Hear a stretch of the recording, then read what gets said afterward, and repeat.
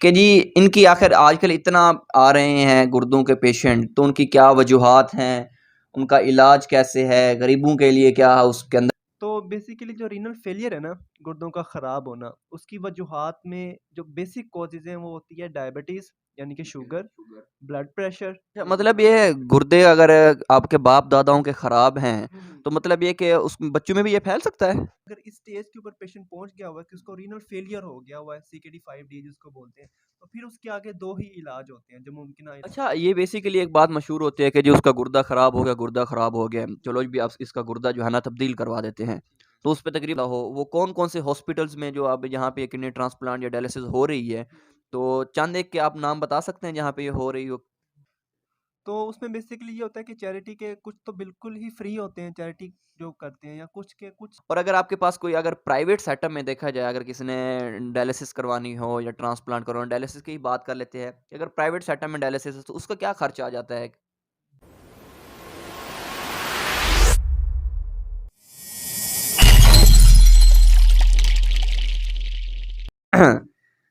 अस्सलाम वालेकुम रहमतुल्लाहि व बरकातुहू। आज मैं आपके साथ हूँ मोहम्मद तलहा, बाय प्रोफेशन मैं फिजियोथेरापिस्ट हूँ। आज हम बात करेंगे डॉक्टर आतिफ शहजाद से, जो बेसिकली रिनल डायलिसिस इनकी स्पेशलिटी है, गुर्दों के जो डॉक्टर हैं जी ये। तो कि जी इनकी आखिर आजकल इतना आ रहे हैं गुर्दों के पेशेंट, तो उनकी क्या वजूहात हैं, उनका इलाज कैसे है, गरीबों के लिए क्या है उसके अंदर कोई मार्जिन है या सिर्फ ये अमीरों के लिए है, तो उसके ऊपर सारा आज बात करेंगे। डॉक्टर आतिफ शहजाद के साथ हमारे साथ जुड़े हैं आज, तो इनसे पूछते हैं जी, आज इनसे पूछ लेते हैं। जी। नहीं रहने दो, रहने दो। ओके। तो थैंक यू डॉक्टर साहब, आपने जो है ना हमारे लिए टाइम निकाला, हमसे बेसिकली आप इंटरव्यू ले रहे हैं कि ताकि लोगों को पता चल सके कि जो रीनल फेलियर है उसकी क्या कॉजेज़ होती हैं। डॉक्टर साहब, पहले हमें आप ये बताएं कि जी ये जो गुर्दे की बीमारियां इतनी ज़्यादा फैल रही हैं, आपकी दिहाड़ी बनी हुई है, रोज़गार बना हुआ है बेसिकली, तो उसमें ये देखें कि आप सबसे पहले गुर्दे की बीमारी की वजह क्या है? क्यों गुर्दे फेल होते हैं? उस पे ज़रा। रीनल फेलियर है ना, गुर्दों का ख़राब होना, उसकी वजूहात में जो बेसिक कॉजेज़ हैं वो होती है डायबिटीज़ यानी कि शुगर, ब्लड प्रेशर। अगर किसी को, और ये डायबिटीज़ और शुगर अगर किसी को काफ़ी पुराना है, काफ़ी देर से अगर उसको डायबिटीज़ और ब्लड प्रेशर है, तो ये उसके गुर्दे ख़राब होने की वजह बन सकती है। दूसरा ये हो सकता है कि कोई अगर कोई पेन किलर, जैसे कि हम लोग दर्दों की दवाइयाँ बहुत ज़्यादा यूज़ करते हैं, या जो हकीमिक मेडिकेशंस लोग यूज़ करते हैं, उसकी वजह से रीनल फेलियर हो सकता है। या ये तो थी कुछ और काज़ेज़। इसके अलावा जो रीनल फेलियर है वो कुछ मोरूसी, हेरिडिटरी जिसको बोलते हैं, मोरूसी अगर बीमारियाँ ख़ानदानी जो चलती हैं, उसकी वजह से भी ये। अच्छा, मतलब ये गुर्दे अगर आपके बाप दादाओं के खराब हैं, तो मतलब ये कि उस बच्चों में भी ये फैल सकता है? जी, जी, ये चलता है। इसको बोलते हैं ADPKD, autosomal dominant polycystic kidney disease, ठीक है? जो कि छोटी-छोटी गुर्दों के अंदर छोटी-छोटी पत्थरियाँ कह लें वो बन जाती हैं, और ये बीमारी जो है ना ये जाती है आगे, नेक्स्ट भी ट्रांसफ़र होती है। चल, अभी हमने ये देखा कि जी वजह क्या है उस गुर्दे की बीमारी की, तो उसका ख्याल भी रखना होगा। अच्छा डॉक्टर साहब, कभी ऐसा नहीं होता कि आप उनको बताएँ ना कि ये इसकी वजह है, या बता और जो ऐसी कुछ चीज़ें बताते हैं कि जब तक गुर्दे इनके बीमार हों ताकि हमारे पास आएँ, ऐसा कुछ होता है?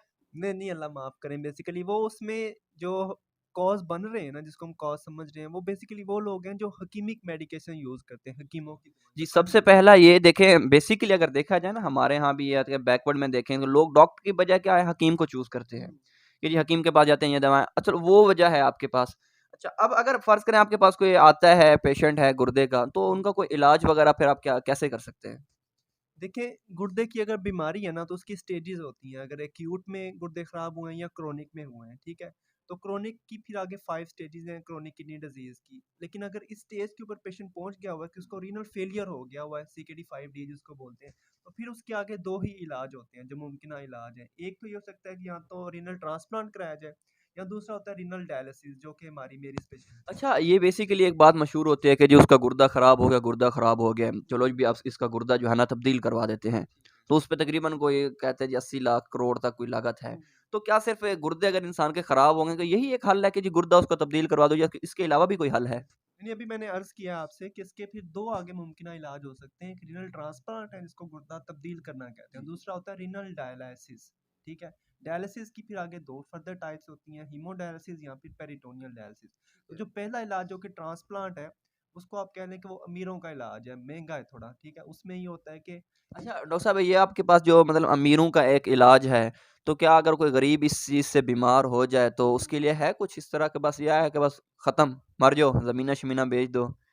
नहीं, नहीं, उसके लिए बेसिकली ये होता है कि उसके पास डोनर होना चाहिए, ठीक है? एक अच्छा। तो उसमें बहुत सारे फैक्टर्स और भी हैं। सबसे पहले तो उसका क्रॉस मैचिंग की जाएगी दोनों की, डोनर की और जो रेसिपिएंट होगा जिसको गुर्दा लग रहा है। ठीक है। तो उसके अपनी कॉम्प्लिकेशंस हैं, लेकिन अब अभी पाकिस्तान में काफ़ी अल्हम्दुलिल्लाह इसकी सहूलियात हैं, जैसा कि Pakistan kidney and liver institute है।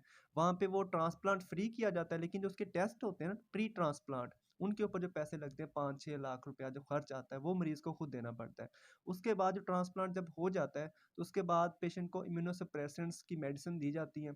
तो उसका खर्चा होता है महाना कि 20-30 हज़ार वो।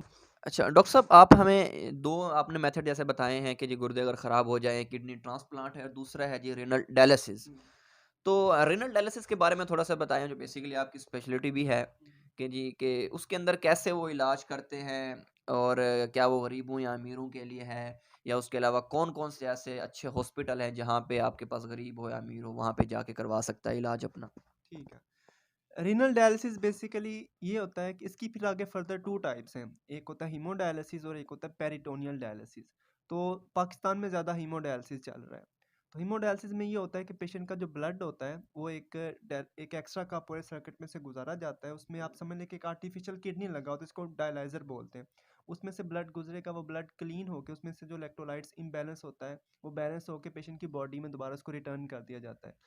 तो जैसे दूसरा आपने ये बात पूछी है कि ये किसके लिए ये इलाज है। हाँ जी। तो इसमें ये होता है कि जो हमारी गवर्नमेंट ऑफ पाकिस्तान है, बहुत ज़्यादा अल्हम्दुलिल्लाह सपोर्ट कर रही है डायलिसिस को। पाकिस्तान के जो हर डीएचक्यू है वहाँ पे डायलिसिस सेंटर्स बने हुए हैं। उसमें उन्होंने डिफरेंट लोगों ने भी मशीन्स डोनेट की हुई हैं, गवर्नमेंट की तरफ से भी वो चल रहे हैं। तो वहाँ पे पेशेंट्स के डायलिसिस फ्री होते हैं। लेकिन तो बेसिकली देखें, अब आप लोगों को परेशान होने की ये ज़रूरत नहीं है कि चाहे वो गरीब है या चाहे अमीर है। तो हुँ, आप किसी भी अपने ज़िले के अंदर जो बड़ा हॉस्पिटल है गवर्नमेंट का, वहाँ पे जा सकते हैं। हुँ। वहाँ पे आपके पास ये क्या उसका इलाज मुमकिन है, डायलिसिस हो सकती है, ऐसे? जी, बिल्कुल ऐसे ही है, लेकिन उसमें मसला ये आ रहा है कि हमारे पास पेशेंट्स बहुत ज़्यादा हो गए हैं डायलिसिस के ठीक ना, है। जो रीनल फेलियर के पेशेंट्स हैं लास्ट फ्यू ईयर से उसमें बहुत ज़्यादा इंक्रीमेंट हुआ है, बहुत ज़्यादा बढ़े हैं। तो जो गवर्नमेंट के हॉस्पिटल्स हैं वहाँ पे मशीन्स लिमिटेड हैं, तो जो पेशेंट आज नाम लिखवा के जाता है उसकी बारी काफ़ी मंथ्स के बाद आती है। तो उस ड्यूरेशन में पेशेंट्स को थोड़ा सफ़र करना पड़ता है, वो प्राइवेट में उनको डायलिसिस करवाने पड़ सकते हैं, या फिर कुछ हमारे लाहौर के अंदर कुछ चैरिटी के सेंटर्स भी हैं। इस तरह से हर सिटी में चैरिटी के मतलब कोई सेंटर हैं। ऐसे आप न हमें चैरिटी के सेंटर या हॉस्पिटल के नाम बता दें, जहाँ पे कोई मरीज़ अगर आना चाहे तो वहाँ आ सके? तो उसमें बेसिकली ये होता है कि चैरिटी के कुछ तो बिल्कुल ही फ्री होते हैं, चैरिटी जो करते हैं, या कुछ के कुछ मतलब कि थोड़ी सी जो अमाउंट होती है जो डायलिसिस पे खर्च आ रहा होता है वो ले लेते हैं, लेकिन अपना प्रॉफिट उसमें से नहीं लेते। तो उसमें बहुत सारे सेंटर्स हैं, जैसा कि आप कह सकते हैं कि गोशा शिफा एक डायलिसिस सेंटर है, खालिद क्लिनिक एक हमारे पास आ जाता है, उसके अलावा हमारे पास बल्कि सर्वर फाउंडेशन, ये मैं लाहौर की बात कर रहा हूँ, जी। ठीक है, लाहौर में जो बेसिकली हैं। तो बहुत सारी हैं, इसकी जो लिस्ट है ना वो हम लोग इंशाल्लाह मैं आपको दे दूंगा, आप इसको डिस्क्रिप्शन में डाल देना, सारे डायलिसिस सेंटर्स की जो लिस्ट ठीक है। है डॉक्टर साहब। अच्छा चलो, ये तो बेसिकली था कि अगर आपके पास कोई गरीब या अमीर दोनों आना चाहें, और अगर आपके पास कोई अगर प्राइवेट सेटअप में देखा जाए, अगर किसी ने डायलिसिस करवानी हो या ट्रांसप्लांट करवाना, डायलिसिस की ही बात कर लेते हैं कि अगर प्राइवेट सेटअप में डायलिसिस है तो उसका क्या खर्चा आ जाता है? देखिए इसके लिए जो डायलिसिस के लिए एक एक्स्ट्रा कॉर्पोरेल सर्किट यूज़ होता है, डायलाइज़र यूज़ होता है, और पूरा हमें एक स्टाफ चाहिए होता है जिसमें स्टाफ नर्सेज आ जाती हैं, उसके अलावा टेक्नीशियंस होते हैं, फिर डायलिसिस स्पेशलिस्ट का होना भी लाजमी होता है डायलिसिस सेंटर में। तो इसके टोटल मिला के इसके अलावा पेशेंट को एक इरिथ्रोपोइटिन का टीका लगता है, जो हर डायलिसिस में लगना ज़रूरी होता है, जिससे क्योंकि पेशेंट को सीवियर एनीमिया होता है, उनका खून नहीं बन रहा होता।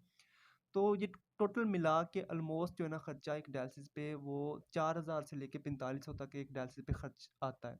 और अगर पेशेंट को एक दफ़ा रीनल फेलियर हो गया है ना, तो गाइडलाइंस के मुताबिक उसके हफ्ते में कम अज़ कम 2 मरतबा, वो पेशेंट को टू पेशेंट वेरी करता है। उसके ऊपर भी मेरा एक पूरा वीडियो बनी हुई है कि डायलिसिस की डोज़ कैसे प्रिस्क्राइब करते हैं, किस पेशेंट को 2 डायलिसिस देने हैं। ठीक है, अब ये देखें कि जैसे डॉक्टर साहब ने कहा है कि जी कैसे डोज़ देनी है, अगर कोई पेशेंट है, गुर्दे का बीमार है, तो वो डॉक्टर साहब के चैनल पे मौजूद है, उस पे भी जाके देख लीजिएगा कि कैसे उसका इलाज है, कैसे उसकी वजह क्या है, डिटेल में आपको बताया हुआ उन्होंने।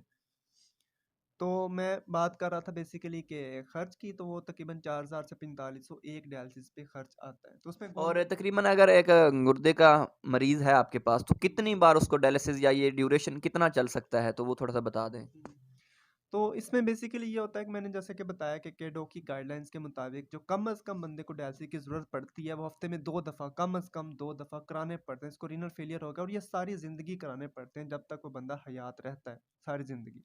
तो सारी ज़िंदगी का टीका उसको डॉक्टर साहब लगाते रहते हैं आप। नहीं, वो डायलिसिस उसके होने होते हैं। तो उसमें फिर ये होता है कि लाइफ एक्सपेक्टेंसी थोड़ी जो है ना बढ़ जाती है डायलिसिस पे आके, आप कह सकते हो। लेकिन जो हमारे पास पेशेंट्स हैं ना डायलिसिस के, ऐसे ऐसे पेशेंट्स भी हैं जिनके 10-10 12-12 साल से डायलिसिस हो रहे हैं और वो बिल्कुल अल्हम्दुलिल्लाह ठीक है। लेकिन ऐसे पेशेंट्स भी होते हैं जो 1-2 साल बाद जिनकी एक्सपायरी हो जाती है या जिनकी 6 माह बाद एक्सपायरी हो जाती है। लेकिन हमारे पास इतने, मतलब कि आप ये कह सकते हो कि लाइफ आप इससे डायलिसिस से जो है ना वो एक्सटेंड हो जाती है 10 टू 15 ईयर्स। तो ये थे हमारे साथ डॉक्टर आतिफ़ शहज़ाद, जो कि बेसिकली रेनल डायलिसिस इनकी स्पेशलिटी है। तो इन्होंने हमें बताया कि जी ये रेनल डायलिसिस है क्या? गुर्दे अगर बीमार हो जाएँ, वजह उसकी क्या है? इलाज क्या है? आप प्राइवेट पे जाना चाहें या आपके पास गवर्नमेंट में है। तो मज़ीद ऐसी वीडियोज़ के लिए लाइक करें, शेयर करें, चैनल को सब्सक्राइब करें। इंशाअल्लाह जुड़े रहें हमारे साथ, मज़ीद इन्फॉर्मेटिव वीडियो के साथ लौटेंगे। अभी के लिए इजाज़त, अल्लाह हाफ़िज़।